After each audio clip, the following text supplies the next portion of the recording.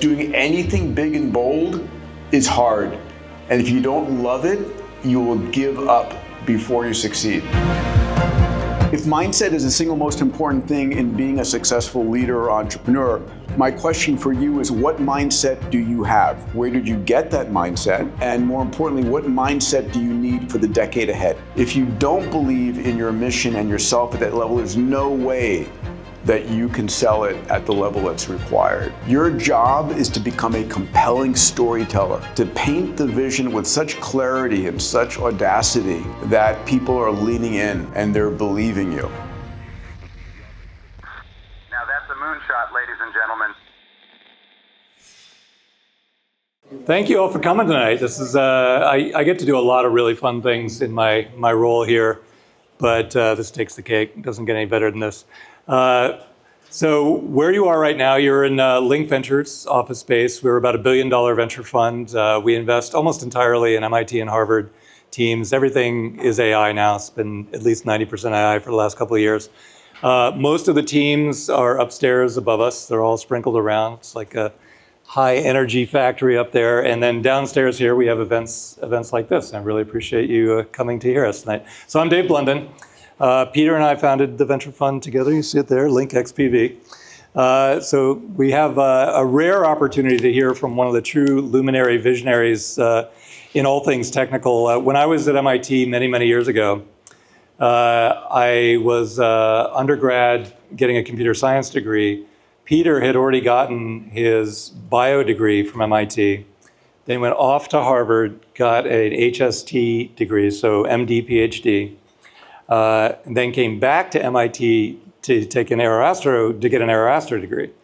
And so he was taking unified engineering, which is the hardest class that MIT has, having already gotten multiple degrees. So true glutton for punishment, while I was getting a computer science degree. So we lived together on campus, and I've been inspired by a few people in my life, but at that age, Peter was by far the most inspiring person that I had met. And so it's been like a lifelong dream having Peter as a best friend all these years. So Peter, he's in town every now and then. Today happens to be one of those days. While he was on campus as an undergrad, he started Students for the Exploration and Development of Space, SEDS, which is still, I think, the biggest club at MIT. Pretty sure it is. And his good friend Jeff Bezos heard about it at Princeton and copied it and created SEDS Princeton. Then he graduated. He started International Space University, which is thriving today. This is going to be a long introduction. It is, because you've done so much. I'll only add one more thing then. So then after that, he was the founder of XPRIZE. XPRIZE is, I'm on the board of XPRIZE, so I get a firsthand view into what he's created there. But it's changing the world actually, I'll just use that as a way to hand off the mic to Peter to tell us about why you're in town this week in the first place. Yeah, usually I'm the one doing the interviewing on my podcast, so it's nice to get someone else to do the work now. I was in town yesterday at the Time 100 Awards. We were announcing our largest cash prize ever. We gave away $100 million of Elon's money yesterday. Mm-hmm. It was the carbon removal XPRIZE. So we challenged, back in 2001, so the XPRIZE Foundation has been around for 30 years. I started it in 1994 after reading, before many of you were born, after reading a book called The Spirit of St. Louis. And I found out that Lindbergh in 1927, coming up on the 100th anniversary of that shortly, flew from New York to Paris, not on a whim, but to actually win a $25,000 prize. And I'm reading this biography of Charles Lindbergh, and I'm like counting the amount of money spent to win this $25,000 prize. And it's crazy. It's $400,000 is spent by all the teams cumulatively to try and win this guy's $25,000 prize. And the most likely aviators to cross the Atlantic, New York to Paris, don't pull it off. In fact, Admiral Byrd, who was one of the great aviators at the time, first person to go to the North Pole, crashes on takeoff out of Roosevelt Field on the way to Le Bourget because he had overweighted his airplane with champagne and china so he could celebrate when he lands as if France would not have champagne in China.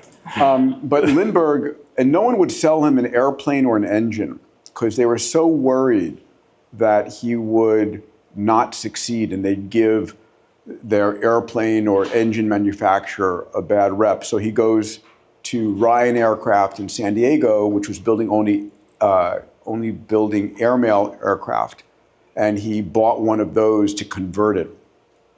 So that was the origin of the XPRIZE. I read this book and said, okay, I want to go to space. You know, I was born in the 60s. It was the Apollo program and that scientific documentary called Star Trek that inspired me. And I wanted to go, spent a decade here at MIT, and then realized I didn't want to go as a government astronaut. I said, you know, my dream of space flight is not I get to go once during my career after 5 years of praying. I want to go every weekend. And so the only way to do that is commercial. And when I read Lindbergh's book, I said, I'm going to create a prize for private space flight. And so, long story short, organized and launched a $10 million prize for the first person who could build a spaceship carrying 3 adults up 100 kilometers, come back with the same ship, do it again within 2 weeks. And that launched the commercial spaceflight industry. Before that, the capital, the regulatory industry, none of that was there. Elon, Jeff Bezos were there early on supporting XPRIZE. And we've launched 30 prizes since then, about $500 million of incentive purses that have driven about $10 billion in R&D. And yesterday, so every year we go through this process of designing prizes, voting up prizes. And many years ago, we said we need a carbon prize to pull carbon out of the atmosphere and ocean at scale. And year on year on year, it was designed but wasn't getting funded. And I remember on January 7th of 2021, putting aside all the political bullshit going on, Elon became the wealthiest human on the planet and was getting a lot of flack for not being philanthropic. So I texted him and said, hey, how about doing another XPRIZE? He had funded an XPRIZE for teaching kids in Tanzania reading, writing, and arithmetic at scale. Long story, successful one. And he said, what do you have in mind? I said, how about a carbon removal prize? He goes, how much? I said, $100 million. He goes, sure. That was it. We got the contract 30 days later. And so 4 years later, we had 1,300 teams enter that competition, approaching it's Darwinian evolution in carbon removal. And we awarded 6 finalists and a grand prize winner who I gave a check for $50 million yesterday, which was amazing. You left out really, You left out a really interesting nugget in that story, which is Elon is the first prize funder who said, here, I'll just give you the money up front. Yeah, he gave us not only just $100 million, but the operating budget, about $30 million, and gave us the capital, which is sitting in a bank account until yesterday, accruing interest. And funny, at the next XPRIZE board meeting, Peter said, I want to put all that into Bitcoin. I did. And I wish I had. Yeah, the board said, no, I don't think we're allowed to do that. And yeah, if they'd said yes, it would be a different story. $250 million We'd be prize funding yesterday. a lot more bigger prizes. Yeah. But we do have 3 $100 million level prizes. So originally the first prize was 10 million and people laughed at that amount of money. You'll never raise it. An amazing woman, Anusha Ansari, who's now the CEO of the XPRIZE. Very quickly, she's worth speaking about for a second. I came up with the idea of the XPRIZE in 1994. 2 years later, in 1996, I took a risk, as entrepreneurs do, and I announced the $10 million prize without having $10 million. I had 2 of my board members resign on the spot. We announced it under the arch in St. Louis, and we had TV cameras. It was an incredible event. I had raised $500,000, $25K at a time. And we decided to spend the entire $500,000 on this massive PR launch event to announce this to the world. And it was incredible. Here's another idea I want to share as entrepreneurs here. that how you announce an idea to the world really matters. You see, in our minds, each and every one of us have a line of credibility. If you hear an idea below the line of credibility, you dismiss it out of hand. Like your neighbor's kid wants to go to Mars tomorrow, no, not gonna happen, great. If you announce it above the line of credibility, and this person has a possibility of pulling something off, you're gonna follow and see what happens. But then there's this line of super credibility. If you can announce something above the line of super credibility, people go, oh my God, when's it gonna happen? How do I get involved? So I wanted to do that. And what I did was we stationed under the arch in St. Louis. I didn't have one astronaut on stage with me, I had 20 astronauts. I had Buzz Aldrin, a bunch of Apollo astronauts and shuttle astronauts. It was amazing. I had the head of NASA, the head of the FAA, the Lindbergh family, and when we announced this prize, it was like, oh my God, no one asked, do you have the money? I did not. Do you have any teams? No. But we announced it, and then reality started hitting as I went out to try and raise the $10 million, because my pitch was, listen, you don't pay the $10 million until after someone has won it. You get to name, you get all the publicity, you only pay on success. How great would that be? And it was like, no, no, no. Why isn't NASA doing this? Can anyone really pull it off? And the clincher was, isn't someone going to die trying? That's what I would have said. No, you wouldn't. You would have said you would fund the whole thing. The Blundin XPRIZE. It would have been great.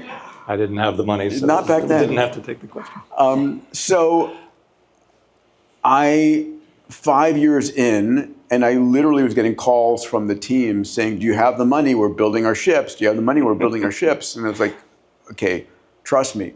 There's an incredible book called How to Make a Spaceship, which is my biography and the story of the XPRIZE and the XPRIZE winning teams. Julian Guthrie, who is incredible, she wrote Larry Ellison's biography as well.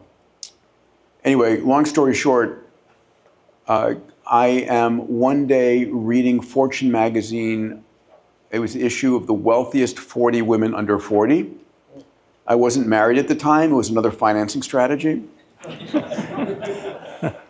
And I read about Anusha Ansari, who had just sold her company called Telecom Technologies to Sonos Networks for $1.3 billion.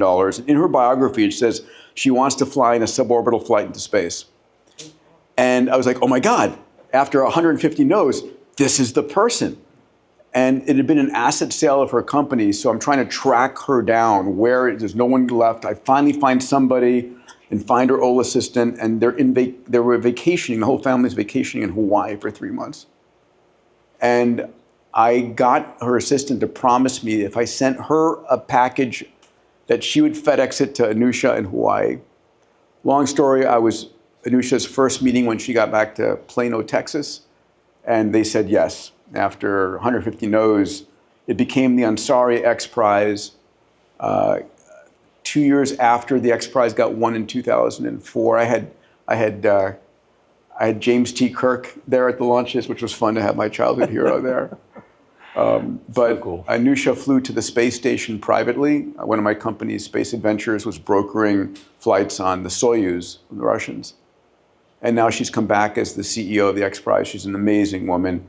And we've launched, we have $300 million prizes going on. One we awarded yesterday, one in longevity to add 20 healthy years on your life, and one on large-scale desalination at scale. Yep. Every week, I study the 10 major tech megatrends that will transform industries over the decade ahead. I cover trends ranging from humanoid robots, AGI, quantum computing, transport, energy, longevity, and more. No fluff, only the important stuff that matters, that impacts our lives and our careers. If you want me to share these with you, I write a newsletter twice a week, sending it out as a short 2-minute read via email. And if you want to discover the most important meta trends 10 years before anyone else, these reports are for you. Readers include founders and CEOs from the world's most disruptive companies and entrepreneurs building the world's most disruptive companies. It's not for you if you don't want to be informed of what's coming, why it matters, and how you can benefit from it. To subscribe for free, go to diamandis.com/metatrends. That's diamandis.com/metatrends to gain access to trends 10 plus years before anyone else. All right, so our first line of questions here is actually mindsets. I'm really going to enjoy this one with you. Before we get into it, how many people have read Peter's books? He's a 4-time bestseller. My favorite is actually The Future is Faster Than You Think, because it's all about the convergence. You know, through most of technical history, there's one thing going on. Now, because of exponential curves, there are so many things going on concurrently, and they all interact. And The Future is Faster Than You Think is all about the interactions and predicting the interactions. Yeah, convergence. But before I get into mindsets, being a futurist, you know, one of the reasons you've been so inspiring to me over the years is because you're willing to actually try to predict the future. And you know, you and Ray Kurzweil started Singularity University together, and Ray Kurzweil is famous for predicting many things, including AGI in 2029. And he predicted that in 1999. Yeah. And he's going to be right within a year, as it turns out. But for most of his life, people have been telling him how stupid he is for being miles off. And now as he gets close to the finish line, turns out he was right in the end. But one of the problems that futurists have, and a lot of reasons people don't put themselves out there, is because in Ray's case, if you predict 250 things, and 240 of them become exactly right, they just seem obvious to everyone in hindsight, but they weren't. And the 10 that are wrong seem really silly. And so it's a very fragile thing to actually be a futurist, and therefore very few people actually put themselves out there and make predictions. And Peter is one of the handful of people I've ever met in my life that actually repeatedly and habitually do predict the future, and almost always right. And it's incredibly valuable to me because so few other people are willing to do it. So the topic is mindsets and what it takes to have the mindset of an entrepreneur. Yeah. So here's a question for you guys. If I were to ask you to think about the most successful leader or entrepreneur in the world from your consideration, whoever it might be, you know, Martin Luther King, Mahatma Gandhi, Elon, Steve Jobs, I don't care who you think. If you think about that person, and then I ask you what made them a successful leader, was it the money they had? Was it the tech they had? Was it the friends they had? Or was it the mindset that they had? Right? I hope you would agree it's their mindset. If you took away everything from them, but they retained their mindset, that they would likely regain the success that they've had. If that's true, if mindset is the single most important thing in being a successful leader or entrepreneur, my question for you is, what mindset do you have? Where did you get that mindset? And more importantly, what mindset do you need for the decade ahead? You see, we tend to sort of adapt a mindset, absorb a mindset, given a mindset, right? Our brains are neural nets, right? Work that you did early on in neural nets, 100 billion neurons, 100 trillion synaptic connections. And our neural nets are shaped by what we listen to, who we speak to, what we read. It's constantly shaping. And so I tend to be as careful about what I let into my mind as what I let into my body. And the question is for you to actively shape your mindset. And so one of my next books is called Mindset Mastery. I've been working on this forever. It's a personal passion project. But I think about the important mindsets, and they have different names. But the first one for me is having a purpose-driven mindset. You know, it's a great quote from Mark Twain, who said, there are two important days in your life: the day that you were born and the day that you found out why. It's a beautiful idea, right? So I'll ask the question, but not force anybody to answer. Do you know your purpose in life? Do you know why you're here? You know, when I started Singularity University back in 2009 with Ray Kurzweil, I had the first class, and these were incredible students from around the world, the very best at the best institutions, who had gone through this huge, series of gauntlets to end up at our founding class. And I asked them, how many of you know your purpose in life here? And a third of them raised their hands. I was aghast. I was like, oh my God, the rest of you, I don't care why you came here. You have one mission this summer. It's to find out why you're here. What's your purpose? What is that thing that wakes you up in the morning, keeps you going at night, drives you? What's what I call, taking it a step further, is what's your massive transformative purpose? Right? What's the thing that really, so we are emotional beings. We as humans are emotional beings. We don't do things just for cognitive purposes. We do things for emotional purposes. There is something that inspires you massively, like Star Trek or Apollo did for me, or something that just pisses you off so damn much that you refuse to let that continue, and you're focused on solving that, right? And either one of those, awe or pain, can be the energy of your massive transformative purpose. But you deserve to find that. I created a platform and on a large language model setup that I did called it's called mypurposefinder.ai, and it will walk you through a series of questions if you're interested, and it will help you actually shape and verbalize your massive transformative purpose. So mypurposefinder.ai if you want to play with that. Yeah, it works really well. We do it at XPRIZE offsites, actually. It works really, really well. And, actually, I want to ask you about this, too, because for those of you that are AI startup CEOs or founding teams, the process of being a successful entrepreneur has changed tremendously with social media. And when I was doing it at a very young age, you were pretty much invisible and you could stay invisible. Now you're out there no matter what. It's important for capital raising, it's important for recruiting. And I think Elon Musk has kind of reinvented the degree to which you can take this. But if you don't have a massive transformative purpose that's right on the tip of your tongue, then you can't articulate it when the moment arises and you're on camera or whatever. And then you don't get the talent, and then you don't get the capital. And so, Peter's been saying this for many, many years, but it's more true today than it ever was before. So I think it's, go ahead, try the online exercise, ask the LLM. Now, how many of you right now could say, yeah, I can articulate my fundamental purpose? That's pretty good. Yeah. That's all right. So founder dynamics. So we have a rule. I'm just going to say, I dive into that. There's an exponential mindset, right, that I think you need to really contemplate. Are you able? Our brains are very linear thinkers. We're designed in a linear fashion. Can the lion get to me before I get to the tree?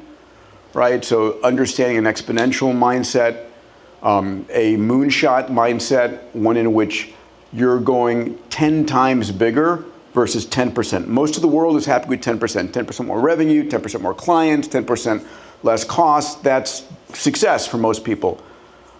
10 times is 1,000%, right? And so can you create a moonshot mindset where you are able to conceive of something that's 1,000% bigger, which typically means you're not starting where you are, you're starting with a clean sheet of paper, right? So Astro Teller at Google X, now X, says if you are running a car company, I'm going to go old school here, that's getting 50 miles per gallon, and you want to get 10% more, you can get there. You can work hard, you can, better aerodynamics, better tires, better fuel, you can get 10%.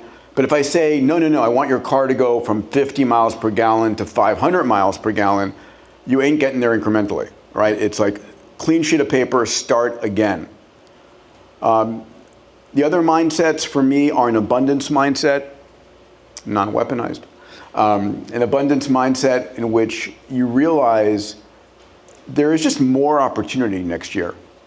If you missed an opportunity, it's fine. There's going to be more next year. Mm-hmm. And that there is nothing truly scarce. Whatever you conceive of as scarce, I don't care what it is, there is a mechanism driven by technologies to create a level of abundance. And the final mindset I speak about, write about, and I spend a lot of my time right now, is a longevity mindset. It's a belief that we're going to significantly extend the human lifespan from AI principally very shortly. I'm talking, next 5-10 year time frame. And your job is not to die from something stupid before these breakthroughs occur. Yeah, if you don't read all of Peter's books, definitely the first chapter of Abundance is about the story of aluminum. Yes. And it's just absolutely a brilliant story. But it goes from being the rarest thing, more valuable than gold, Yeah. to being 7% of the Earth's crust. And Yes, all bauxite. Yeah, do you know the tip of the Washington Monument is aluminum, right? Because it was the most valuable metal at the time until we learned how to smelt it properly. Yeah, it's a great story. Let's see. I don't know if you want to riff on this or not, but we met with the MIT administration this morning. Oh. And clearly Peter thinks in exponentials. Very few people can visualize exponentials. Education is in the crosshairs now. My kids would much rather talk to an LLM and learn from it than go to class, but they learn what they need to know. Curriculum isn't even coming close to keeping up with the rate of change of technology. It's not even trying. I throw it out there as a topic. I don't know if you want to talk about it on camera or not. Well, I'll talk, sure, I'm not shy about any of my opinions. So Ray Kurzweil, we mentioned earlier, a brilliant individual. I had him on stage I run a large community called the Abundance 360 community, and I run a summit every year called Abundance Summit. And he was on stage with me and Jeffrey Hinton at my event 18 months ago. And he basically, we're talking about sort of the speed of ramping things up. And he said, listen, we're going to see as much change in the next 10 years, 2025 to 2035, as we saw between 1925 and 2025, right? The next 10 years, we see a century worth of progress. And by reference, just to remind you, because it's a distant memory what life was like in 1925, the penetration of electricity and telephones in the US was only 30%. 30% of homes had TV and a party line. I mean, not TV, electricity and a party line. And the most advanced tech back then was the Ford Model T. So imagine how far we've come since then to today. And what is life going to look like in 10 years if that level of progress occurs? It's truly unfathomable. And so my biggest concern is that no educational institution is preparing any of us for that speed of change. Not close. Definitely not our middle schools and high schools. And I would have hoped an institution like MIT would be doing that. But maybe not. Well, quick survey, especially for the young entrepreneurs in the crowd. All right, so Teal Fellowship, Z Fellows, Y Combinator acceptance, MIT degree, Harvard degree. Which it would be more important to you to get? So think about it for a second, and I'll run down the list. And so you get one vote. So Z Fellows, any takers? Y Combinator acceptance? Oh, I got some Y Combinators. Teal Fellowship. There you go. So one of the investments we made, Mercor, they were freshmen or sophomores, I think, at Georgetown and Harvard. They got the email saying, I'll give you $100,000. Teal Fellowship, you win. Give you $100,000 right now, but you have to drop out and start a company. 2 years later, the company's worth $2 billion. They have $100 million of revenue, doing $20 million on the bottom line. So the Teal Fellowship, I don't know exactly how you get it, but it arrives in your inbox and you get 100 grand with it. Huh. Okay, so got some Teals in there. Harvard degree? Nobody. MIT degree? All right, a little bias here. Yeah, so if I'd asked that question 3 years ago, it would have been like, of course, the degree. Now you can see the trend line, drifting in that direction. There are other credentials that are starting to matter to people even more than that degree. The problem is that the time between matriculation and graduation is infinite in terms of progress. Yeah. And so ultimately, your MIT degree is learning how to learn and how to socialize and making contacts. It's not what you actually learned. Yeah. So 27-time founder and co-founder. So 27 samples, that's a lot of samples. One of the things I was telling the teams earlier today is if you think about Ford Motor Company, when Ford started, they made cars. What does Ford do today? They make cars. Okay, look at the Magnificent Seven tech companies. Every one of them does something today that's very different from when they started. So look at Apple. What did Apple make originally? Actually, the Apple I was a box of chips you assembled together. The Apple II, which I had as a kid, it's a desktop PC. Then the laptops came along. Then now today, 90% of the revenue comes from the iPhone. It wasn't even a concept when Apple started. And so tech companies are constantly reinventing themselves now. And what matters over the long run in a tech company is not what your business plan is today, but the founder dynamics, the team dynamics, the culture that continually innovates. But now, when I talk about Apple, I'm looking really in the rear view mirror. Look in the future and the rate of change. So love to get your ideas on I think dynamics. the most interesting companies are the founder-led AI or tech-first companies and it's so hard for an existing company to retrofit itself. It's nearly impossible, right? But what you do get is a founder-led tech company where the founder says, nope, stop doing that. We're now only doing this, right? So you get that with Zuckerberg, you get that with Musk, you get that with a few other companies. But that level of full body right turns are what is required. Otherwise, I was amazed when Bezos said at a shareholder meeting, in 30 years we'll be gone. Mm-hmm. Yep. Well, the Tesla reinvention as a robotics company, and Elon very well, that to me is right at the point where actually I met with a woman yesterday who's from Bridgewater who talked about enshittification. She said at Bridgewater we talk about public companies, the founders take it, they get it to a certain level, and then the enshittification sets in. Enshittification. All that means is that the professional bureaucrats start coming in, the founders gradually leave, nobody really notices, but then the company is enshittified. And so here you've got Tesla right at the point where you knew the stock had peaked and it's going to come down because it's a car company. No, we're not. We're a robotics company. Yeah. And that to me is the definition of the founder is still there. Well, it's even more extreme in SpaceX, where when Falcon 1 flew, the first 3 times it flew, it failed. And Elon and the team borrowed enough money to make a 4th flight, and Falcon 1 succeeded on the 4th flight. And he flew it a number of other times. They got a contract for Falcon 9, and then he shut down the Falcon 1 line, right? Burned those ships.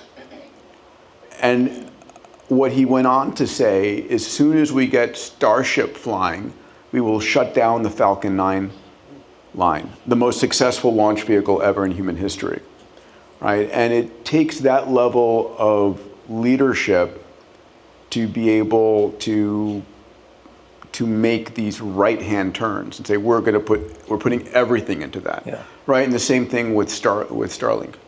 Well, I'm always telling people in class on Thursday mornings that they're spending way too much time on their plan and way too little time on their networking and team building, because you're in this incredibly talent-dense environment here, and it's rare. If you take advantage of it while you've got it, you'll make lifelong friendships, lifelong connections, and you'll be able to build many things together.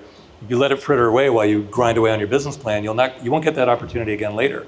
And so, a single individual can make all the difference in the world in your company. A single individual. I'll give you an example. So George Church at Harvard Med School, one of the genetic professors, a brilliant area in synthetic biology, he had been focused on bringing back the woolly mammoth for many years. Yep. Talking about it, there was a nonprofit and so forth. He meets a guy named Ben Lamb, who has no background in biology. He's a software engineer. He becomes enamored with George. He becomes enamored with George's mission of de-extinction. Starts Colossal 4 years ago, and today it's a $10 billion company that's brought back the direwolf. It's bringing back next the dodo and Tasmanian devil, and of course the woolly mammoth. And has spun out 3 other companies. It's the difference a single entrepreneur CEO can make. So your job is always to find the smartest people on the planet to partner with you. I will happily hire anybody smarter than me. There's a coming wave of technological convergence as AI, robots, and other exponential tech transform every company and industry. And in its wake, no job or career will be left untouched. The people who are going to win in the coming era won't be the strongest, it won't even be the smartest. It'll be the people who are fastest to spot trends and to adapt. A few weeks ago, I took everything I teach to executive teams about navigating disruption, spotting exponential trends a decade out, and put them into a course designed for one purpose: to future-proof your life, your career, and your company against this coming surge of AI, humanoids, and exponential tech. I'm giving the first lesson out for free. You can access this first lesson and more at diamandis.com/futureproof. That's diamandis.com/futureproof. The link is below. Speaking of smartest people on the planet, I'm going to do this speed style first, and then we'll come back. Okay. So in your travels through life, you've met pretty much all of the big shots in entrepreneurship, and I've got their names listed out here. So I'll give you a name, you give me one sentence, and then we'll go back to the top. Okay. Ready? Yeah. I'll go in reverse order here. Richard Branson. Frustrating. Frustrating, all right. Yeah, so when I was trying to raise $10 million for my spaceflight XPRIZE in the beginning, of course, Richard Branson's the first person I go to. And I fly out there and pitch him for Virgin Atlantic to become the Virgin Atlantic Spaceflight Prize. He says no. 2 years later, I go back and pitch him for Virgin Mobile. No. The day that the XPRIZE got won, October 4th of 2004, after I had spent 6 years pitching him, he's at the airport in Mojave Airport where the winning flight takes place, signing a contract to buy the rights for the winning technology after turning me down twice for funding the $10 million.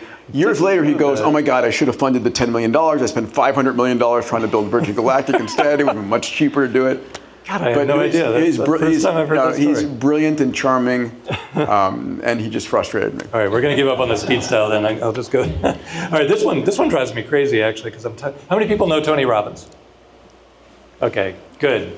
Very glad to see that. In class every semester, it's like 3 people.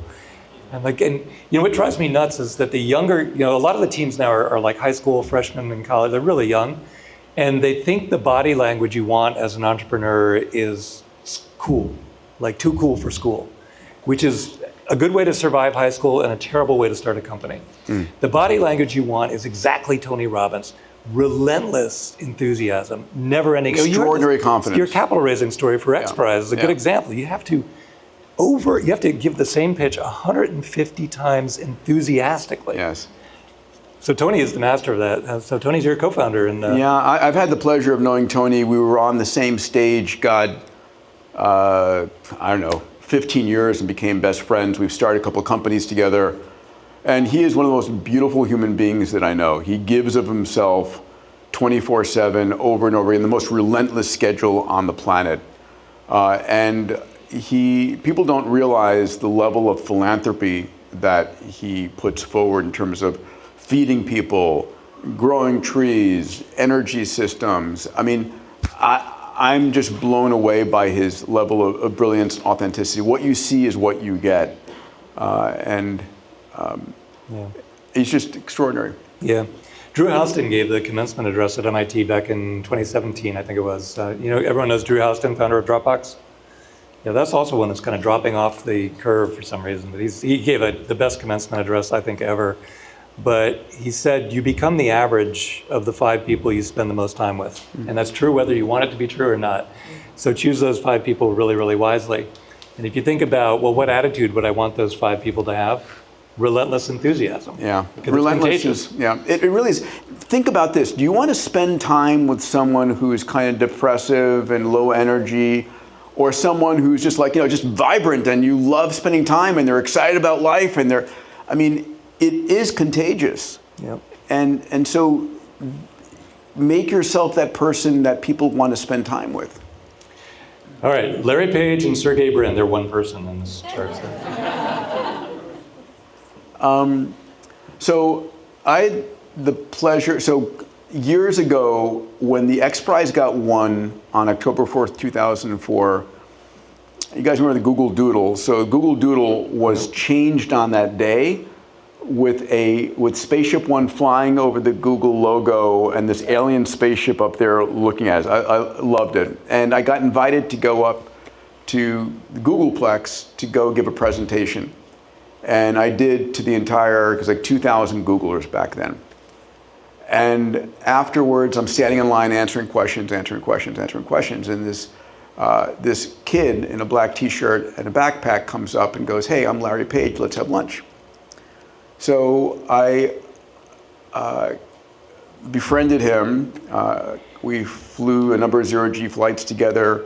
I pitched him and he joined my XPRIZE board and became a benefactor. He brought in Sergey and Eric Schmidt as well. And just very brilliant.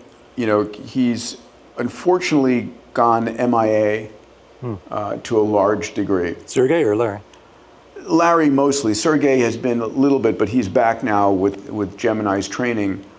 But what I get frustrated about, and I'm public about this, is individuals like Larry and Sergey who've got $140 billion to their name.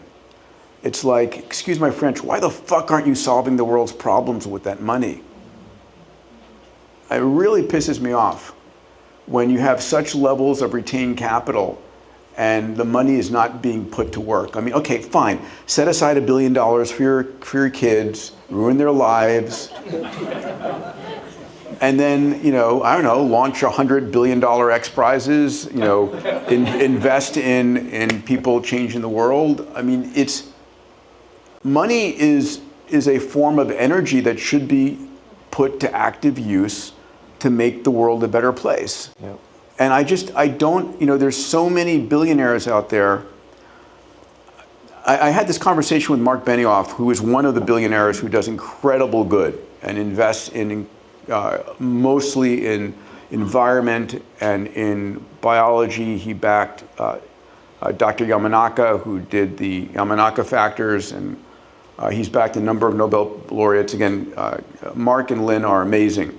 And this conversation with him and Tony, and I said, you know, you've got the giving pledge, which I don't get the giving pledge. The giving pledge says I'm going to give half of my money to a nonprofit before I die. Mm. Okay, that doesn't mean it's going to do anything with the money. What I really want is people to participate in an impact pledge. Like, I pledge to solve, you know, eliminate hunger in Tanzania, whatever you want. And giving money is the easy part. It's using your intelligence that made the money to go and solve the problem, which is really the highest value. So if we had, you know, I don't know how big the Forbes list is right now, you know, 1,000 plus multi-billionaires. I mean, incredible opportunity for the world to be uplifted. This next one's really important to me.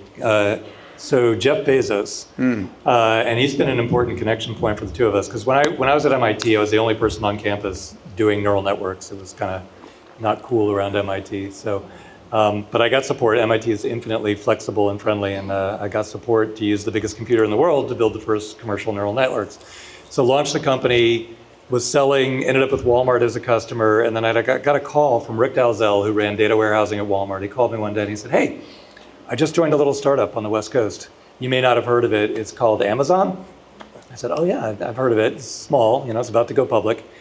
He said, "I want you to fly out here and meet our founder, Jeff Bezos. I think you guys are gonna love each other." So Amazon became our biggest customer, but the very first time I met Jeff Bezos, we were walking around their headquarters, and he said, "Do you know Peter Diamandis?" And I said, "Yeah, we were roommates at MIT." And he goes, "Oh, wow," because I started SEDS at Princeton. So that little bonding moment helped a lot in making them our customer. Then they grew like crazy, so we grew like crazy, and it all worked out really, really well. But I think Jeff is the greatest organizational genius of all time. I've spent personally about $200,000 to $300,000 now interviewing former Amazon executives trying to reassemble everything he did along the way into our training program here.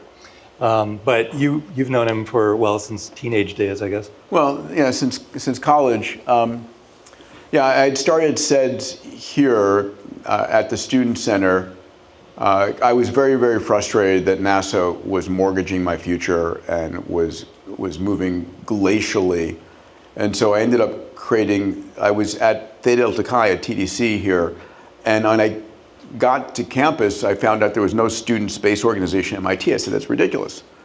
And I was like, okay, I'm going to start one. And I realized I needed to get 5 signatures to start a club on campus. Didn't know that. Yeah, and so I went to 5 of our fraternity brothers, and so it was like, okay, I'm going to call it Student Space Society or Space Cadets at MIT. Scam It was one of the names we came up with. And then SEDS stuck, Students for the Exploration and Development of Space. And this is, I wrote a letter to Omni Magazine, which no longer exists, Analog Magazine, and Astronomy, saying, we students need to band together to guarantee our future in space because I don't trust NASA to do that for us. And at our house, I had no idea the articles got published, and the mailbox, my mailbox was stuffed with letters one morning. And it was letters from students around the world saying, I want to start a chapter, I want to start a chapter. And so we had like 104 chapters coming out of those.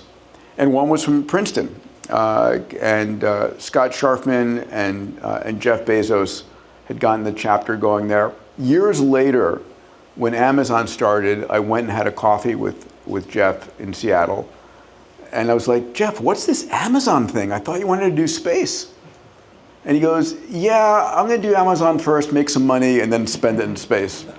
An easy 1-2 plan. And it worked. He's he's executing on that perfectly. Yeah, and he's an incredibly brilliant entrepreneur, incredibly focused entrepreneur. Yeah. And last on my list, we've already talked about him a little bit, but Elon Musk has kind of redefined what it means to be an entrepreneur and how much you can do concurrently in life. Oh my God. A new pattern. So he's on my board at XPRIZE for 4 years, and from 2004. So how I got him on the board, so I'd known Elon for some time. I had pitched him originally on funding the XPRIZE instead of Anoush Ansari. I was going to say the Musk Prize. And I actually tried to talk him out of starting SpaceX. I said, look at all these rockets blowing up, just fund my $10 million prize instead, guaranteed you pay the winner. He still chides me for having tried to convince him to not start SpaceX. And so finally, where was I going with this story? So,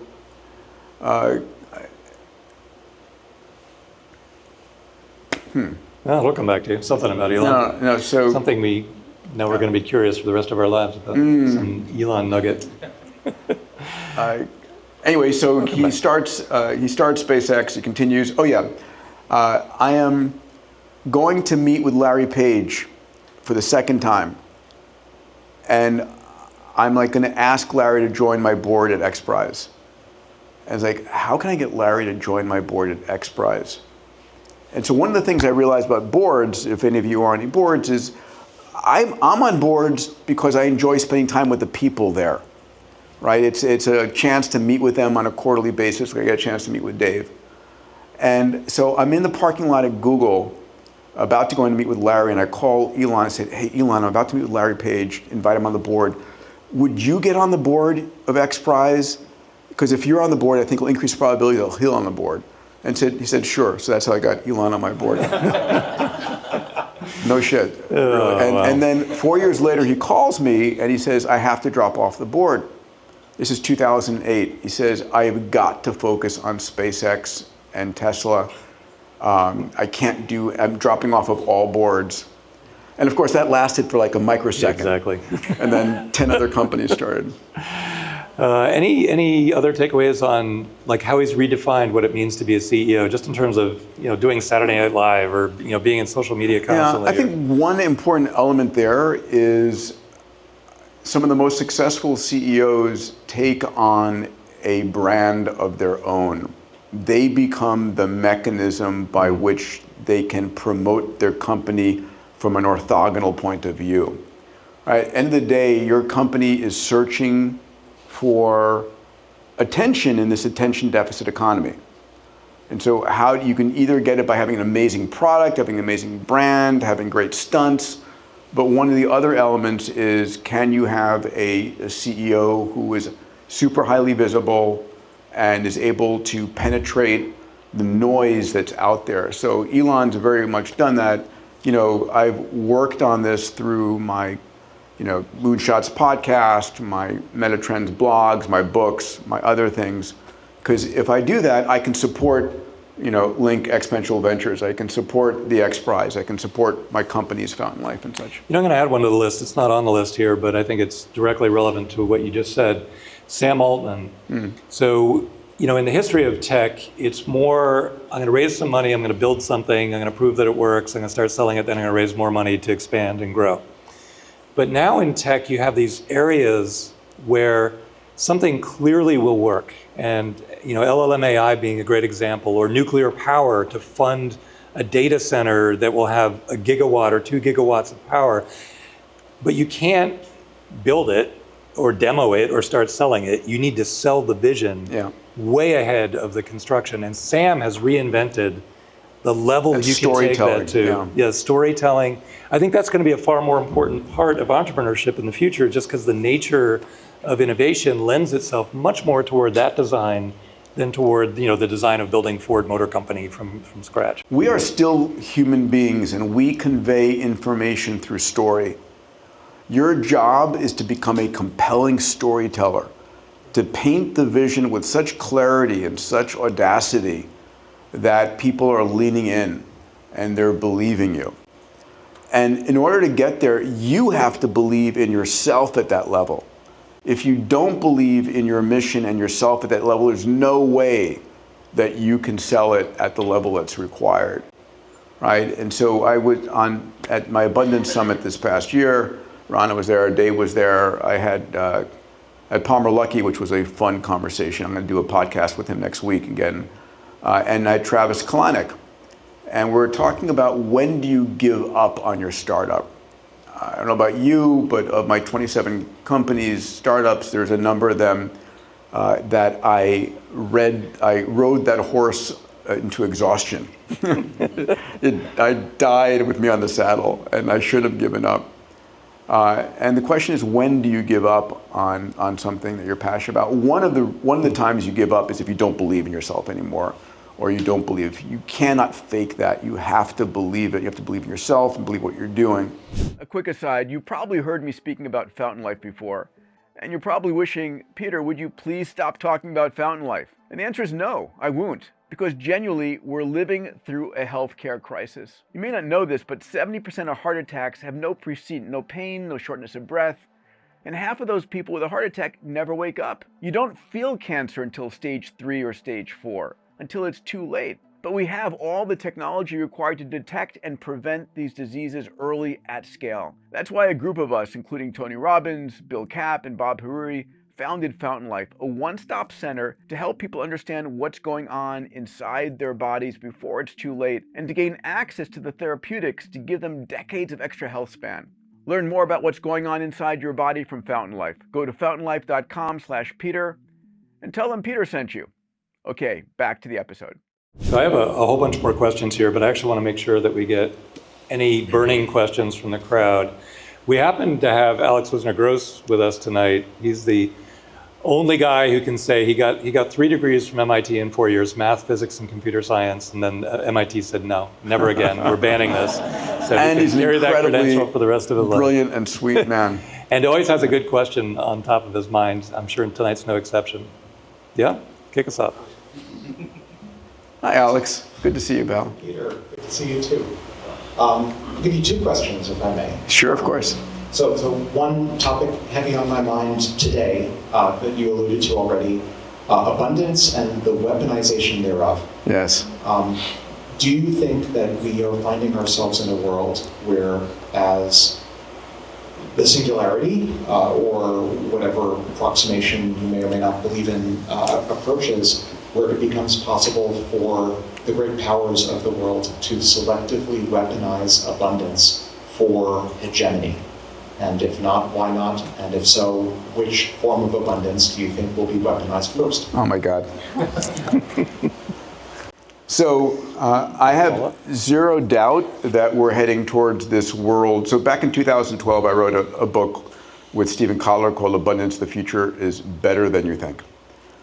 We just sold and just finished writing the follow-on, which we're calling The Survival Guide for the Age of Abundance. Because one of the things is we have created an abundance of everything, both good and bad.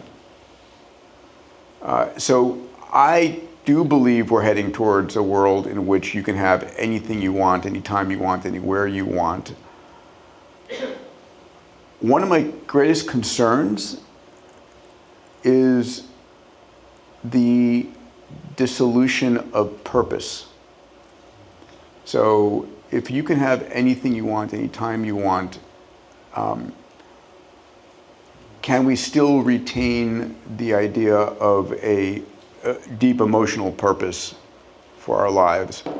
There's an incredible experiment done in the 1960s. Have we talked about the Universe 25 experiments? Do you know what the Universe 25 experiments are?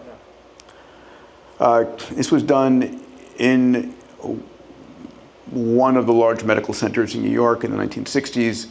An experimenter had done sequentially over the years. This was the 25th time he did this experiment, where he took a population of rats and he created utopia for the rats. He put in a number of breeding pairs, and the universe that they were in had all of the food, all the water, all the nesting, everything they needed. And he saw normal exponential growth. But before they saturated the population, what occurred was this very rapid die-off, and the entire population died every time because there was no challenges for them. And so it's like the idea of the unchallenged life is not worth living. It's anybody of you who play video games or have kids who play video games, right? That video game is so finely tuned to not be too easy where you give up, or not be so hard that you can't win. It's just right. So on the thesis that we're living in a computer model, which of course we are, it's just beautifully finely tuned. But what happens if everything becomes available all the time and we have true maximal abundance of anything you want, because nanotechnology and AI and robotics and 3D printing and all the accoutrement of exponentials makes it possible for us? How do we up-level our challenges? Not quite the weaponization of abundance that you were speaking of, but this is on my mind. You have a second question? Maybe Okay. yeah. Defer? Yeah. All right. Fire away. Hi, wonderful conversation. Hi there. Nina, hi there. A follow-up related, and as a geneticist, evolution is very slow for our species. Okay, so if we think about, and I too believe technology advances at an exponential pace, where we haven't quite reached our capacity, nowhere near perhaps. However, there will be a point perhaps where we do reach that.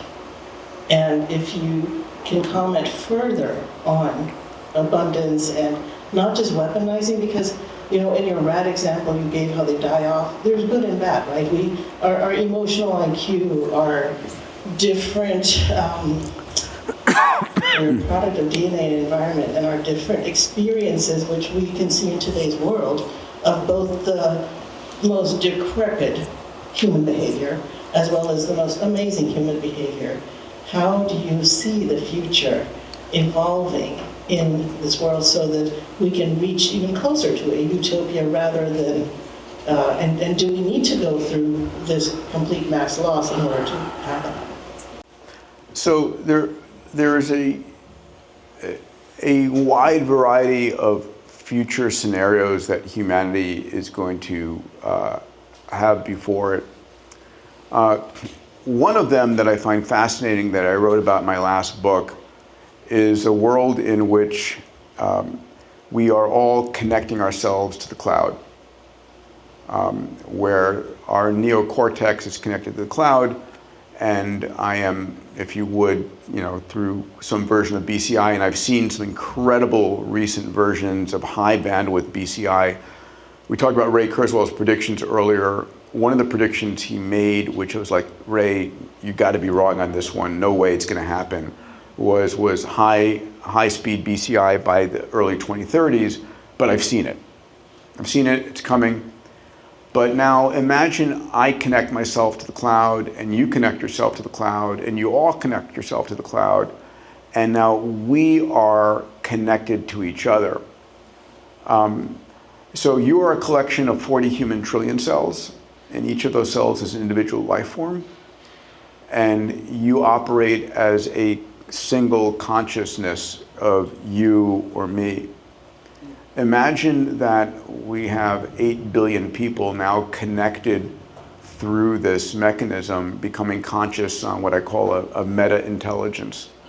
I find that as a fascinating potential future scenario. I'll leave it at that for the moment. All right, we're going to do a John Werner style here in a second to collect as many questions as possible. Before we do that, we've got a really cool couple of MIT agentic AI startup guys here. Do you guys want to ask a question? Yeah. Here. Catch. I think I'm curious about, you keep bringing up this idea that we might be going too far in technology in some ways. I don't think I said that. Not too far, but in the sense that if we solve all the problems, humans have no challenges to face. Things like this. Okay. And I guess I wonder, at what point do you develop technology? And the point you brought up about uploading your brain to the cloud. Yeah. Is there a point that's too far? Is there some metric we can use to figure out if we've gone too far in some direction and it's potentially dangerous? So I don't think there is any on-off switch, and I don't think there's any velocity knob. I think we are accelerating at a pace which is unconstrained. We're spending $1 billion a day, or is it $1 billion a day being invested in AI today? And it's driving, super exponential breakthroughs, and digital superintelligence, if it isn't right on the edge, is here very soon thereafter, which will just accelerate everything even further. So there is nothing that's going to slow this down, I hope, because the things that can slow this down are not things I want to live through. But I do think it's on us, on our responsibility to look at how we up-level the challenges we take on. So I close my next book on abundance with a look at how do we go 1,000x bigger in our dreams. Alex, you and I talked about the human race coupling with AI, that there is a moment in time here as AI is taking off. Think of the movie Her, and we humans are sublinear at best. Do we couple and accelerate with AI? We're giving birth. AI is a new life form. It is a new species. Will we hybridize with them? I mean, these are the conversations I think that are very real. I don't think anybody on the planet today truly understands how fast things are going to get in the next 4 years, and the implications thereof.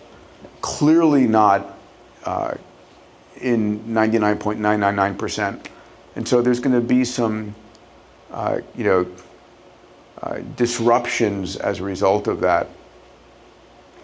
So we have time for maybe 2 more questions, but I want to do this again, John Werner style. We'll pick 3, just yell them out. Peter, answer any subset you want of the 3, and then we'll do another batch of 3, and then we'll have to wrap it up. So fire away. Go ahead. Just yell it out. Yeah. Sorry. Okay. So what do you think of the... Good microphone so we can record it properly. Okay. Yeah. Yeah, I flew this morning to see you. Thank you. Right? And because you changed my life, and I read the future is faster than you think. That's why wanted to come to MIT and then became MIT alum. So Amazing. I appreciate that. Thank you. So then I'm passionate about the solving climate change, but the industry, then I was focusing on green hydrogen. The industry is struggling right now. Yes. So what do you think of the future of All right. climate change? All right, so you've got I love you and green energy. Hold that thought. What are you the most excited about? Longevity. Yes. Oh, Love that will be longevity. well. Okay, longevity and So you said that we're going to see a century worth of change in 10 years, but Yeah. there's a grounding of like the physics of human change. I'd like to get a better sense for the mediums in which that change is going to happen through. Is it like just through, mobile phones again, where like, Instagram took off? Is it going to be, the brain, So interfaces? in reverse order, okay. I was having this conversation with Alex earlier, and I agree with him. I think we're going to see AI make the most profound discoveries in fundamental math and physics ever. That will unlock a century worth of progress in some small number of years. We just saw the Nobel Prize given to Demis Hassabis and John Jumper for AlphaFold. I think that's the beginning of a long line of AI-driven Nobel Prizes. And the ability for AI to hypothesize questions and then run the experiments and solve them and come up with sequential and adjacent breakthroughs is going to be staggering. It's literally like a advanced alien civilization landed on Earth and just disclosed all of its discoveries to us. Because it is exactly that. So that's going to be fascinating. Longevity, I spend half my time in longevity, and I think that we're in the midst of a health span revolution. We just saw Dario, the founder of Anthropic, on stage at Davos, saying he expects that we will be able to double the human lifespan in the next 5 to 10 years. Crazy. I was just with David Sinclair this morning at Harvard Med School, looking at the research they have on epigenetic reprogramming, and I can't disclose it, but it's shocking. We just saw Sir Demis Hassabis talk about being able to cure all disease within a decade. So there's something definitively happening here, right? The human being never evolved to live past age 30.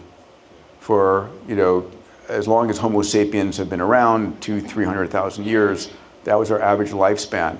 And then we hit a number of benefits from, pasteurization, better sanitation, and antibiotics, and moved the needle. Now we're moving the needle as a result of AI. Another point we made, right? We're going to begin to model the human cell, and I will know this is my cell, this is my tissue, this is my organ system, this is me, and based on my genetics, this is my model, and I'm going to make these tweaks, right? The reason that Falcon 9 flew the Dragon capsule to the space station perfectly the first time wasn't dumb luck. It wasn't just intelligence. They modeled the shit out of it. And they knew exactly how it was going to work. And they ran it in silico, 10,000 times. And so we're going to begin to be able to run your biology in silico. Crazy, no one thought possible, just around the corner. Thank you for your kind words. I think the climate crisis and all of that is going to fall as a gift out of digital superintelligence. Like it or not, want it or not, it will be just like literally, longevity falls out, climate crisis, we're going to see new materials that are being enabled We just awarded, obviously this $100 million on 6 different approaches for carbon sequestration at gigaton scale. That was the important part. But energy, yeah, we're going to drive energy because we need it. But then that energy is going to drive the, we are living in a universe of an infinite amount of energy. There's lots of energy out there, right? It's just not in a usable form yet. And we're going to, whether it's just solar or fusion or 0-point energy or whatever it is, it's coming. It's there. And the breakthroughs in physics are going to open all of these doors. And I think it'll be shocking. It's like you wake up, holy shit, holy shit, holy shit. It will be one of those. Every day I get the strangest compliment. Someone will stop me and say, Peter, you have such nice skin. Honestly, I never thought I'd hear that from anyone. And honestly, I can't take the full credit. All I do is use something called OneSkin OS1 twice a day, every day. The company is built by 4 brilliant PhD women who've identified a peptide that effectively reverses the age of your skin. I love it, and again, I use this twice a day, every day. You can go to oneskin.co and write Peter at checkout for a discount on the same product I use. That's oneskin.co and use the code Peter at checkout. All right, back to the episode. All right, well, we'll be exactly 12 hours since we got together at MIT this morning. So I promise I'll let you off the hook after we'll do one more batch of 3. Okay, that's great. And then, are you okay? Yeah, I'm totally good. All right, and then Alex, you have to do our clincher, It's okay? 5:30 on the West Coast. All right, I promised you.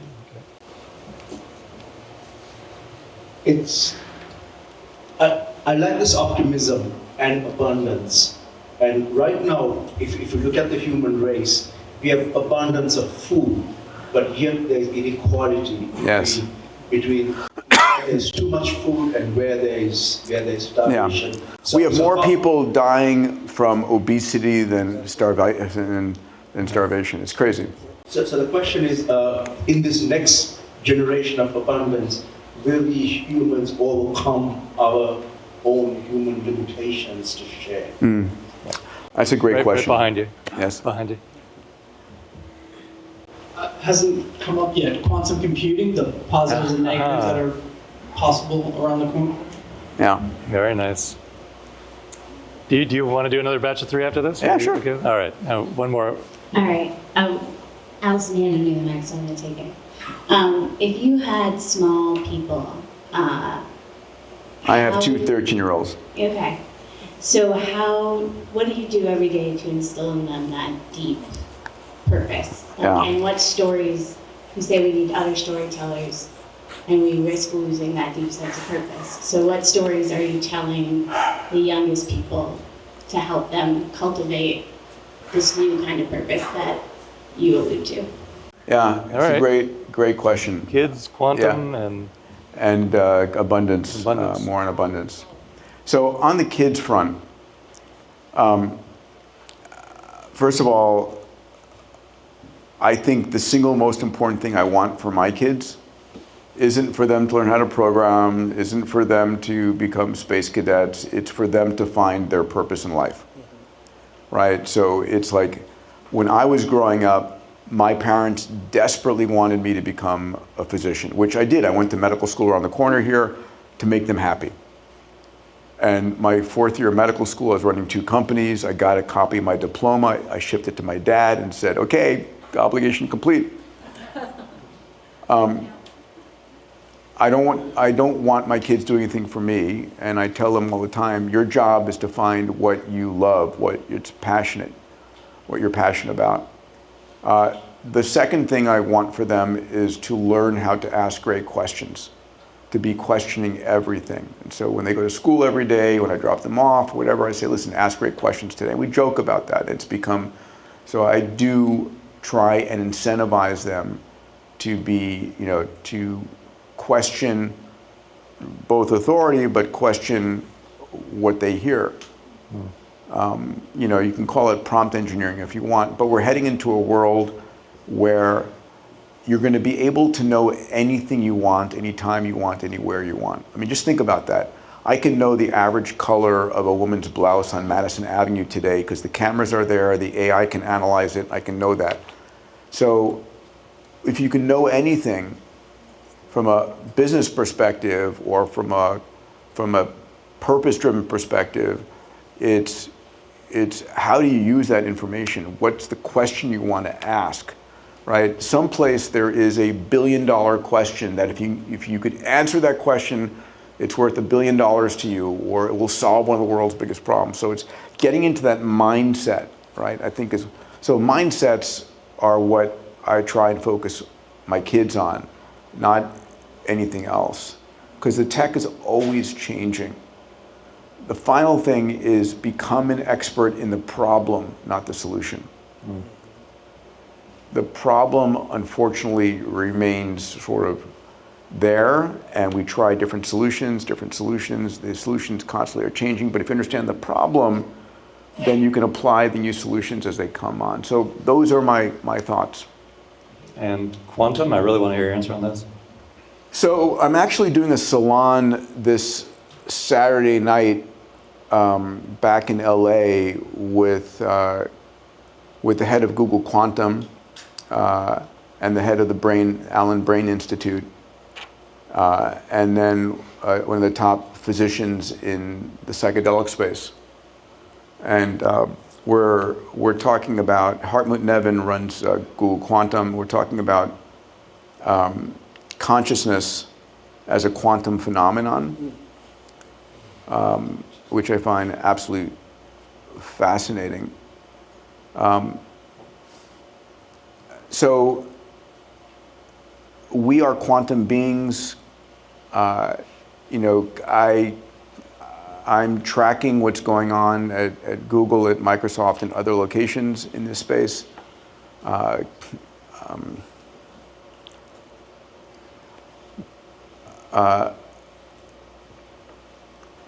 think, the area that is most, so the question is, when is it going to become applicable? When are we going to get basically, a sufficient number of logical qubits that it's useful? What's interesting is the work that Sandbox AQ is doing right now, right? So Sandbox has taken the quantum equations, Heisenberg, Schrödinger, and so forth, and they're using AI to solve those equations. And we're getting the first glimpses there. Alex, do you have an opinion further? Very strong ones. I want to hear them. I do too. Okay, so this is all off the record, right? We only have No, 10 it's cameras here. being Sorry. Okay, so the conventional wisdom in certain communities, I'll project it onto everyone else rather than taking credit for this opinion, is quantum computing has been a major disappointment thus far. That some would say that the best application that we can hope for right now from quantum on the computing side is to generate huge amounts of synthetic training data that we can then feed to very much classical machine learning algorithms to do things like drug discovery. We'll do efficient synthetic generation of quantum chemistry calculations, build up a huge synthetic data set, feed that to classical ML. I think that right now, if nothing else changes in the quantum space, that's the trajectory that we're on, where it's basically wildly under-delivering on the promise. There was a lot of hype in the early days, yes. The quantum computing lunch got eaten by classical AI ML, and otherwise useless.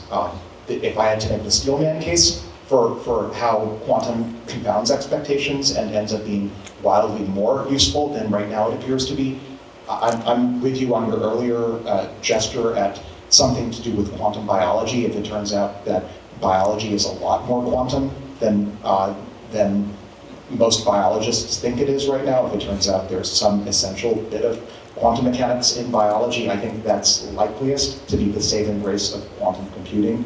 Or quantum sensing, I think is incredibly promising. It's well established that we can get major quantum advantages for gravitational sensing especially. And this is where Sandbox AQ is developed products right now, right? So Sandbox is using quantum sensing to be able to navigate without GPS by using slight variations in the magnetic fields of the Earth due to ferrodeposits in the crust. There are just enormous potential discoveries right under our noses. It's not widely appreciated that even gravity hasn't been, Newtonian gravity hasn't been established to length scales as short as a micron. No one knows. Quantum sensors could mean the difference between discovering new physics at mesoscopic length scales and no new physics. So I'm personally very bullish that quantum sensing could unlock enormous revolutions. Nice. And then abundance. They were saying it's better than EKG tools. Yeah, so they do for EKG, yes, exactly. Yeah. No worries about encryption? Boring. What's that? I'll express an opinion on that. Yeah, what's your go ahead, give me a microphone. Anytime I get to hear from Alex Wieser-Gross, Yeah, I I agree. want to hear as much as I The can. question was no worries about encryption. No, I mean, the cognizant agencies have already moved to post-quantum. So it's, the world has moved on. It's your old hard drive that's ruined. Yes. Okay, so phrase the question on abundance for me once again. Human nature? Yeah, so the question is, as we enter this new age of abundance, and as we have seen in the past experiences, where we have this abundance of food, but where there is still this inequality of food and food distribution, so this new age of abundance, again, are we going to have the same thing play over, where some people have everything that they want anytime at their fingertips, and the vast majority are still left because humans don't intuitively want to share other than with their tribe, because primarily we're tribal people. Great. Okay, thank you for the question. First of all, if you look at the data, and in the back of my next book, whatever we call it, Age of Abundance or Survival Guide for Abundance, we've got 80 charts, and you look over the last, we look at 200-year spans, 100-year spans, 50-year spans, and 30-year spans, and the access to food globally has massively increased. Malnutrition has fallen by 300%. So while there is still this lack of equitable distribution, it has consistently gotten better, consistently over this time. So the analogy I use is, if you think about this device, right? Any kid with a smartphone, and the number of smartphones, call it 7 billion or thereabouts, any kid with a smartphone has access to Google at the same level that Larry and Sergey's kids have access to Google. It's not a little bit better, a little bit worse. It is fully democratized and fully demonetized. And where we're heading next is that this device will be your diagnostician. And anyone with a smartphone will have not a decent diagnostician, the very best. Yeah. A billionaire can't afford a better diagnostician than the kid with a smartphone. And the very best educator will be there. So we are bypassing human nature. We're bypassing tribalism in that regard. I find that very refreshing in that fashion. And we're coming up with new business models for the things that are still physical and not digital. Those models, if you would, for vertical farming or stem cell grown meats, where we're able to move the production of food to where the humans are and need them. We're dealing with a very a Paleolithic mindset, unfortunately. And if you can bypass that mindset by making things, again, this is in the abundance mindset, that things are just so available and so cheap that anyone can have it. That's part of the solution. Elon talks about, so here's some numbers, right? TeslaBot, Optimus, Figure, AI, I'm tracking about 100 decently funded, 50 well-funded humanoid robot companies. The prediction on the price point of these robot companies is $20,000 in production, right? The estimate now is by 2040, there will be 10 billion humanoid robots on the planet, more than there are humans. I'll ask you a question about that in a minute. So the price point has been said 20,000 to 30,000. And in volume production, things get down to a price per kilogram. And so that's where it will end up, at $20,000 to $30,000. And if I've got a humanoid robot that's operating on GPT-5, it's just operating on the latest models, and it costs $30,000 to buy, and it costs me $300 a month to lease, which is $10 a day, which is 40 cents an hour. And I have a digital superintelligence robot at my beck and call for 40 cents an hour. I don't know, that creates a lot of abundance for a lot of people out there. So the question is, if it costs you $300 a month, $10 a day, how many will you own? Right? I don't know, probably a couple at least, maybe more. Maybe one will massage my left foot, one will massage my right foot.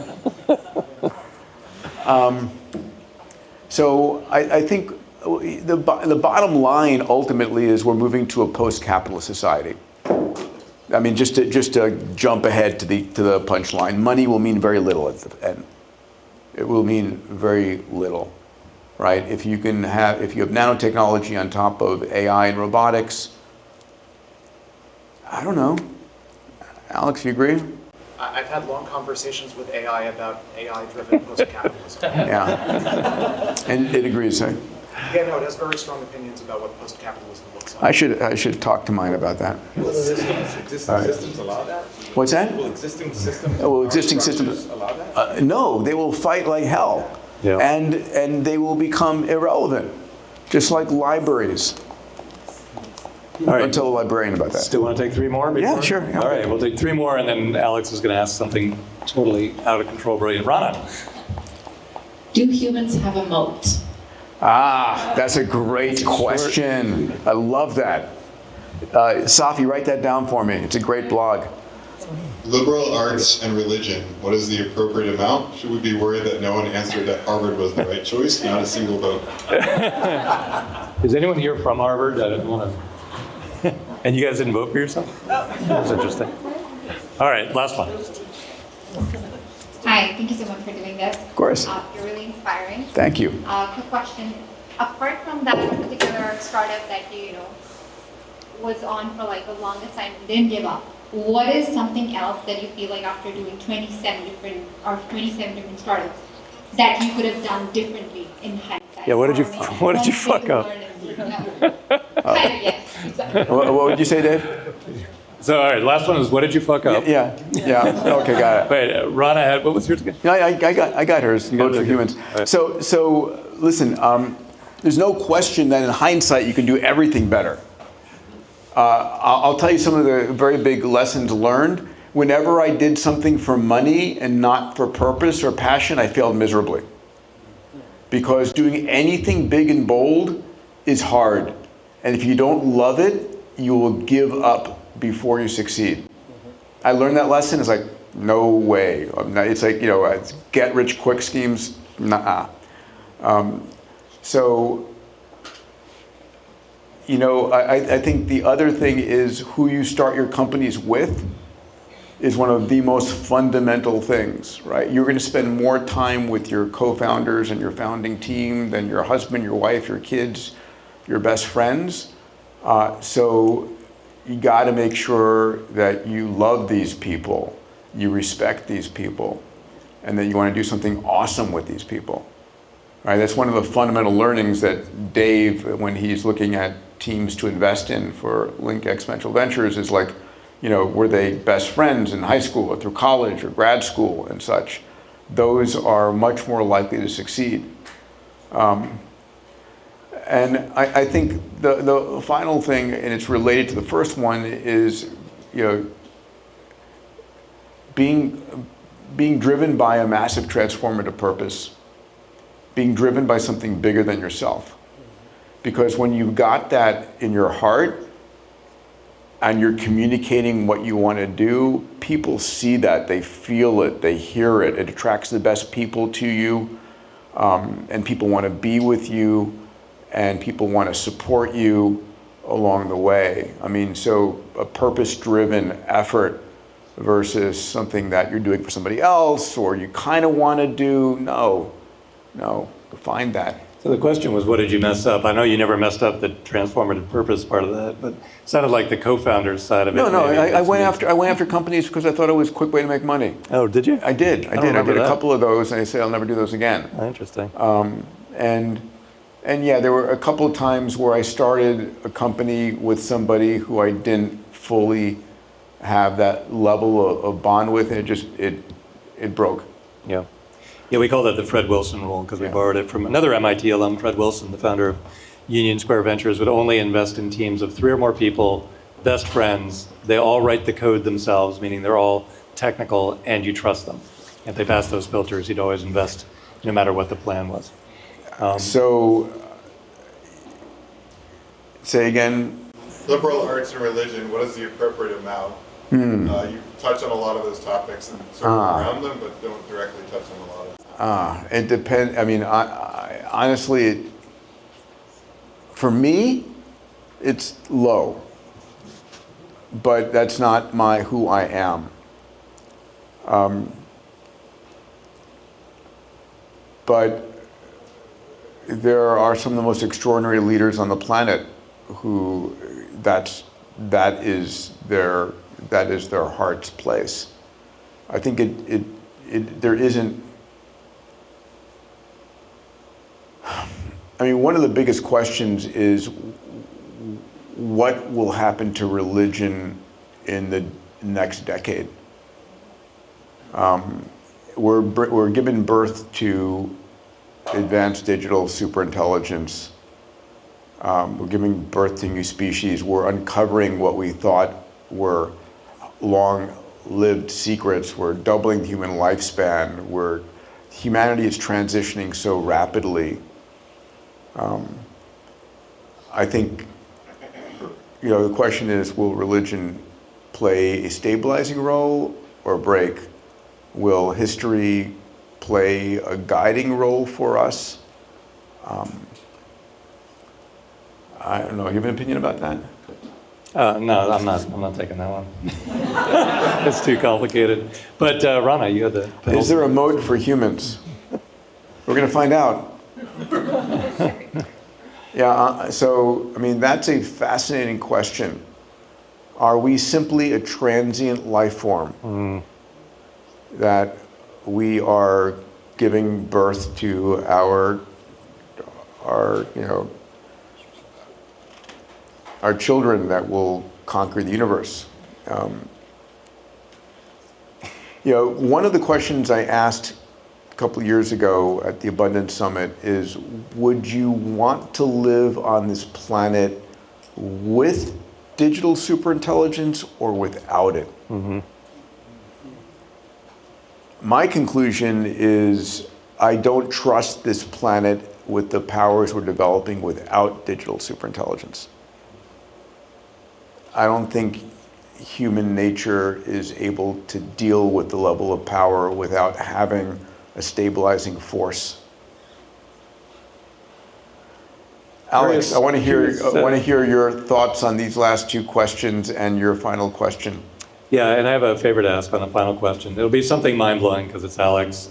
And then we're going to capture whatever the answer is on film, and then whatever it is, that'll be the end of the night, so applaud wildly so we capture that on the video for KJ over there, okay? All right, your thoughts on the last 2? Doctor.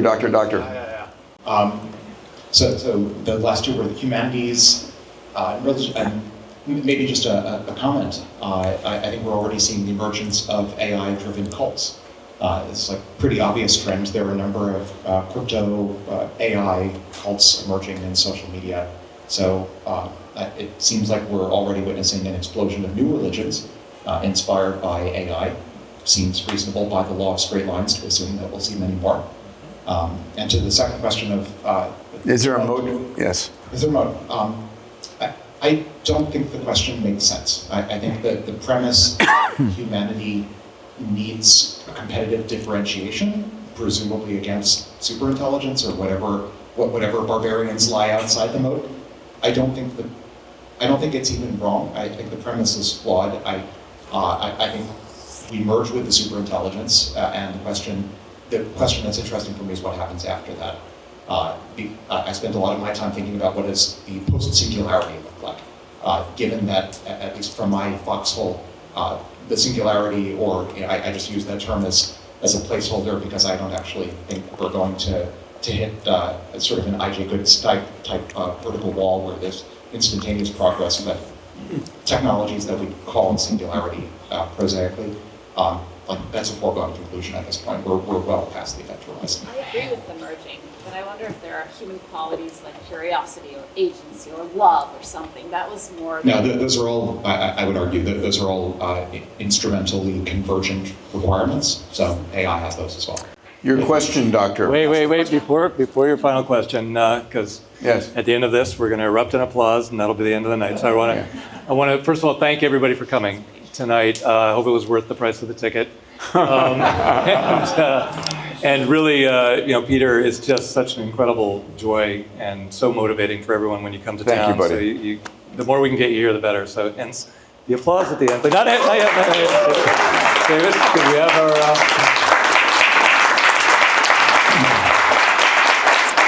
So I have no idea what Alex is going to ask. It's always ingenious. And whatever we end on, let's make sure we end it on the final sentence being something upbeat and inspiring, which is very yes, a positive note, of course. All right, there we go. Ready? Here we are.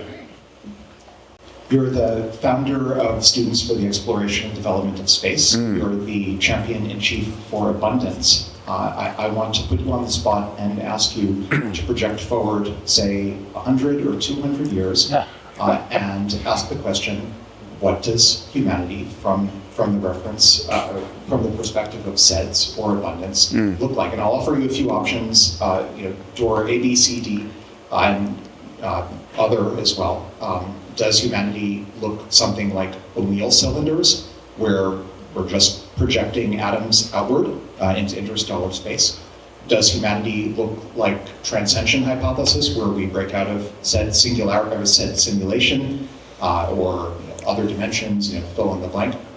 Does it look like humanity turning purely inward, building vast computers and living an inner life?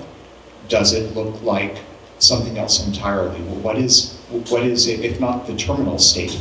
If you think that we're on an exponential, and presumably although every point on an exponential looks like the knee of the curve, if we're on a hyper-exponential, then presumably we hit the vertical sometime before 100 years from now.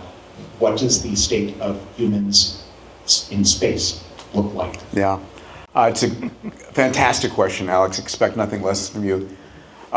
So, first of all, the realization I had combining space and abundance is that the Earth is a crumb in a supermarket filled with resources, right? And that this is a very magical moment in time over the next decade or two where we are moving humanity off the planet irreversibly. The best analogy I have is the lungfish moving out of the oceans onto land.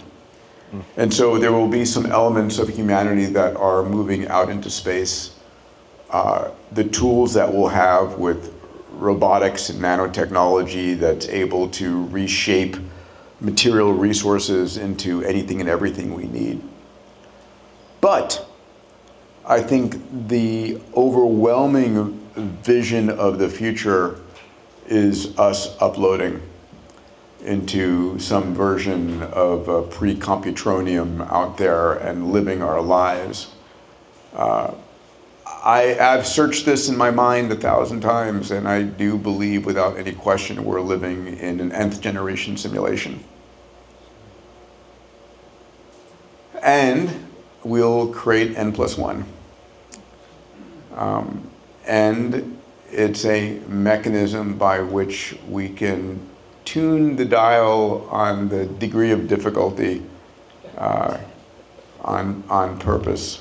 So the high note is recursion. recursion and repeat, and infinite possibilities. I do believe we can create a world of extraordinary abundance.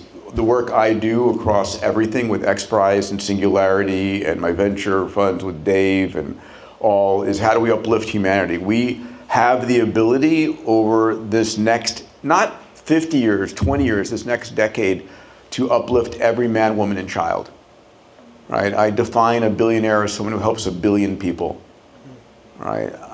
And it's an incredible time. We're about to give every human on the planet access to the most powerful resource, intelligence.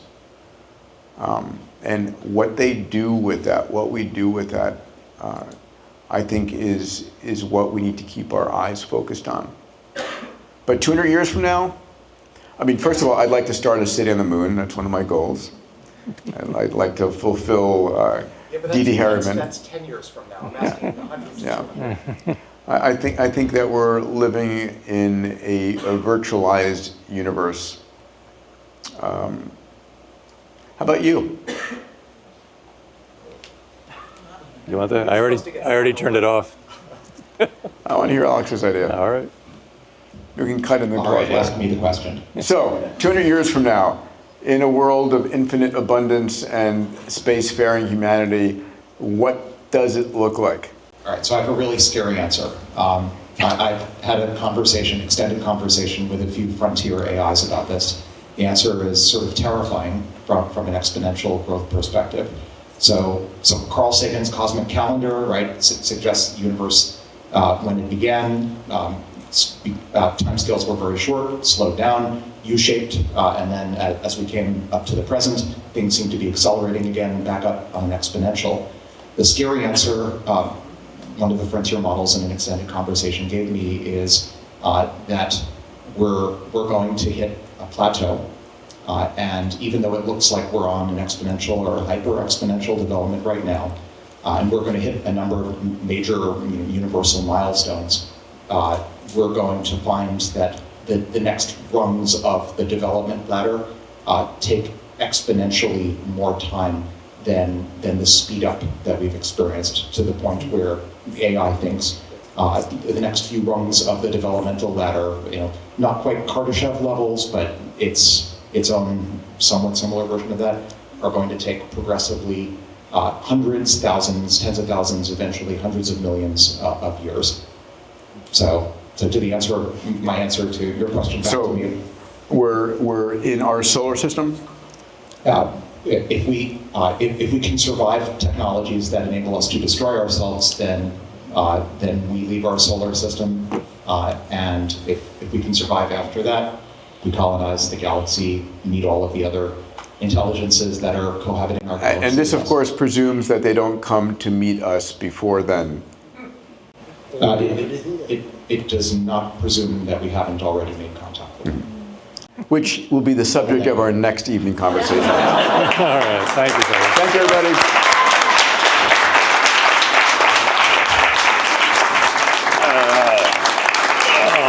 Thank you. If you could have had a 10-year head start on the dot-com boom back in the 2000s, would you have taken it? Every week, I track the major tech metatrends. These are massive, game-changing shifts that will play out over the decade ahead. From humanoid robotics to AGI, quantum computing, energy breakthroughs, and longevity. I cut through the noise and deliver only what matters to our lives and our careers. I send out a Metatrend newsletter twice a week as a quick 2-minute read over email. It's entirely free. These insights are read by founders, CEOs, and investors behind some of the world's most disruptive companies. Why? Because acting early is everything. This is for you if you want to see the future before it arrives and profit from it. Sign up at Diamandis.com/Metatrends and be ahead of the next tech bubble. That's Diamandis.com/Metatrends.